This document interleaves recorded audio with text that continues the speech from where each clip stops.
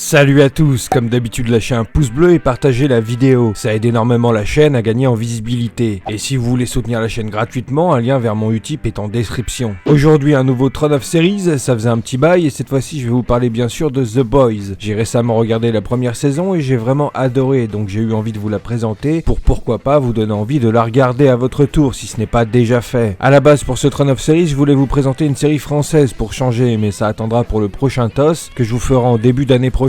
Parce qu'on va pas se mentir, entre The Witcher, Star Wars 9 qui sera peut-être une critique salée et celle pour la seconde partie de saison 5 de Fear the Walking Dead qui risque de durer autant que celle sur la première partie, et je vais pas trop chômer sur les vidéos entre décembre et janvier. Allez, assez parlé des prochaines vidéos.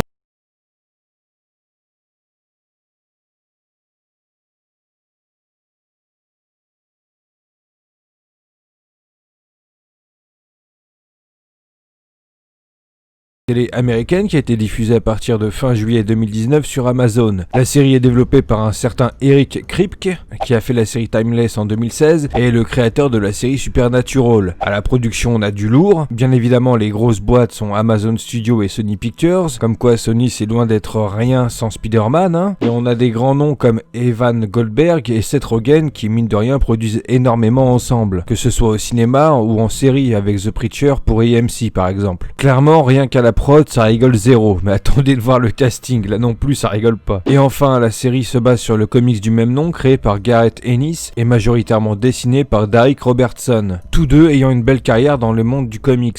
Avant même la diffusion de la première saison sur Amazon, ces derniers avaient déjà dit qu'il y aurait une saison 2, et vu la qualité proposée, on peut dire que c'était pas vraiment un énorme risque, un peu comme The Witcher qui a déjà une saison 2 de confirmée alors qu'on attend encore comme des dingues la première. The Boys, c'est l'histoire d'un monde qui ressemble beaucoup au nôtre, à la différence qu'il y a des super-héros, des humains qui naissent avec des pouvoirs particuliers. Si dans l'univers de DC Comics on a la Justice League, dans l'univers de The Boys on a les 7, un groupe de super-héros extrêmement populaires, l'idée par Homelander et Queen Maeve, qui sont un peu les Superman et Wonder Woman de The Boys. Dit comme ça on dirait que c'est du réchauffé, mais non, ne vous inquiétez pas. L'histoire est principalement centrée sur Yugi. Bon, je sais pas si ça se dit vraiment Yugi en français, bon il y a Yugi, bon on va dire qu'on l'appelle Yugi le mec. Un vendeur dans un magasin électronique de New York, une vie tranquille avec sa copine Robin. Yugi est comme beaucoup de personnes fan de certains super-héros médiatisés. Sauf qu'un jour, alors qu'il discute dans la rue avec sa copine, cette dernière se fait littéralement déchiqueter, broyer devant lui. La cause, Heat-Rain, un super-héros membre des 7 ayant le pouvoir de courir à une vitesse incroyable, un peu comme Flash. Après ce drame, Yugi est complètement anéanti et se fait approcher par Billy Butcher, un agent du FBI, qui lui révèle un peu à la Morpheus avec Neo dans Matrix que les super-héros ne sont pas comme tout le monde le pense, que l'agence Vought International, qui défend et fait la promotion des 7, cache en réalité les crimes que peuvent commettre leurs héros, et qu'ils sont très loin d'être réellement ce qu'ils montrent aux médias et sur le terrain avec leurs fans. Billy Butcher propose donc à Yugi de pouvoir venger Robin en l'aidant à monter un dossier contre les super-héros, et enfin montrer au monde entier la vérité sur leurs super-héros favoris. Dans le même temps, les 7 accueillent une nouvelle recrue, Starlight, qui elle va découvrir l'envers du décor de l'intérieur.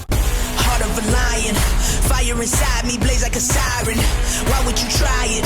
Wake up the beast, no I can't keep silent. Jack Quaid, il joue Yugi. Avant The Boys, Jack débute en 2012 avec les Hunger Games où il tient un petit rôle qui ne survivra pas au deuxième film. C'est lui là, derrière Alexander Ludwig, qui joue Bjorn dans Viking. En 2017, Logan Lucky avec Daniel Craig et Adam Driver. James Bond et Kylo Ren dans le même film, ouais. Et enfin en 2018, Jack joue dans Rampage avec The Rock. C'est le fils de Meg Ryan et Dennis Quaid, ça rigole zéro. Jack a un jeu plus que correct sur le personnage, en particulier dans les premiers épisodes, et vers la fin je le trouve un peu moins convaincant, sûrement parce que le personnage en lui-même prend des directions que je n'apprécie pas en fin de saison. Mis à part ça, on s'attache très bien au personnage, clairement parce que c'est celui auquel la série veut qu'on s'identifie, c'est lui le personnage principal, en tout cas traité comme principal. Erin Moriarty, elle joue Starlight, la nouvelle recrue. Comme Jake Quaid, c'est une jeune actrice et a fait quelques films au cinéma, dont le plus connu avec elle est Bloodfather, avec en tête d'affiche le grand seigneur Mel Gibson, sorti en 2016. Mais en série, elle a joué aussi dans Jessica Jones, où son personnage a une relation assez particulière avec Killgraves. Le personnage de Starlight est vraiment l'incarnation de la flamme du héros. Quoi qu'il arrive, elle tient debout, affronte les obstacles malgré la taille des montagnes en face. Elle assume entièrement ce qu'elle est, malgré que toutes les personnes qui l'entourent lui préfèrent une autre destinée, on va dire. C'est une femme forte qui a une évolution, une construction particulière dans la série. Erin la joue parfaitement, je suis totalement convaincu par sa prestation.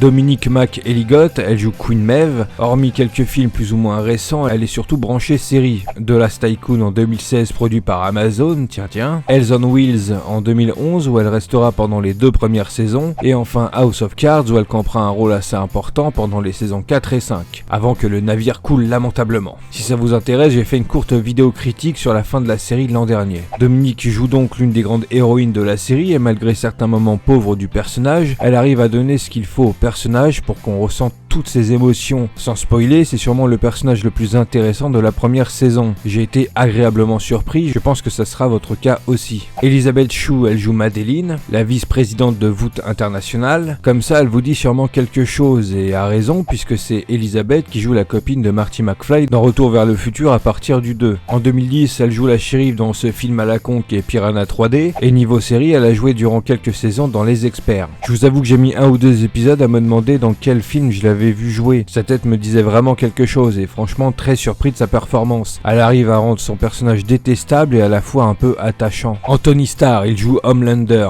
En 2016, il joue dans le film gothique American, mais il est surtout et avant tout connu pour la série Banshee, où il incarne le personnage principal. La série aura duré 4 saisons, gros potentiel Banshee, mais la fin un peu trop forcée durant la dernière m'avait un peu déçu. Je vous la conseille quand même si vous appréciez Anthony. Ça fait extrêmement plaisir de le voir dans The Boys, son rôle de Homelander, il le tient mais parfaitement. Il a la carrure et puis son jeu est extra. Je ne vois pas qui aurait pu prendre le rôle à sa place, franchement. Un espèce de Superman tout aussi complexe que ce dernier niveau psychologie. C'est sûrement mon personnage préféré. Mais ça, c'est parce que j'aime beaucoup l'acteur, donc je ne suis pas très objectif. Et enfin, Karl Urban, il joue Billy Butcher. C'est le gros poisson du casting, un acteur qui a participé à pas mal de films excellents depuis les années 2000. Il commence à se faire connaître via la série Xena la guerrière, il y joue Cupid. Ensuite, il joue dans Le Seigneur des Anneaux 2 et 3. Il est le bad guy dans Les Chroniques de Riddick, un film que j'adore. Je parlerai peut-être de Riddick un jour en vidéo, il y aura beaucoup de choses à dire. C'est un des tueurs à gages aux trousses de Jason Bourne dans La mort dans la peau. Lui aussi aux côtés de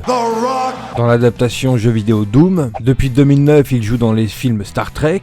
Il est Dredd dans un reboot qui a pas vraiment marché en 2012 et en 2017 à l'affiche de Thor Ragnarok. Sacré palmarès donc, il a toujours été l'excellent second rôle dans les films. Le voir comme personnage principal dans cette série, c'est assez surprenant, mais Karl est juste une pépite. Il est le Billy fucking Butcher. Comme je le disais plus tôt, c'est un peu un Morpheus, mais sous coke et speed à la fois. Il peut être à la fois très intense rapidement, pour finir tranquillement à garder la tête froide face à un super-héros tel que Homelander, sans plisser des yeux, alors qu'il complote clairement contre les super-héros justement. Il y a une certaine frénésie dans le personnage, mais Karl le joue tout aussi bien que quand il s'agit de scènes vraiment plus posées, plus intimistes, qui révèlent des aspects du personnage insoupçonnables. En gros, Karl Urban, c'est le boss. Et pour finir, un petit échantillon d'autres acteurs plus ou moins connus, qui participent également à la série. On a Simon Pegg, rien que ça, petite info par rapport à lui, le créateur a avoué à l'acteur qu'il avait pensé à lui en créant le personnage de Yugi. Mais Simon n'a pas voulu prendre le rôle du personnage, jugeant qu'il était trop vieux pour le jouer. Mais on a aussi Hayley Joel Osment, ouais, l'enfant superstar des années 90. Forrest Gump, Sixième Sens et Intelligence Artificielle. Bon, il a pris tarif, mais c'est ultra plaisant de le voir dans la série. Pour finir, il y a aussi Juan Carlo Esposito, le mythique Gus fucking Frings de Breaking Bad. Et ouais, t'as remarqué, il est aussi sur le clip de Mylène Farmer, California.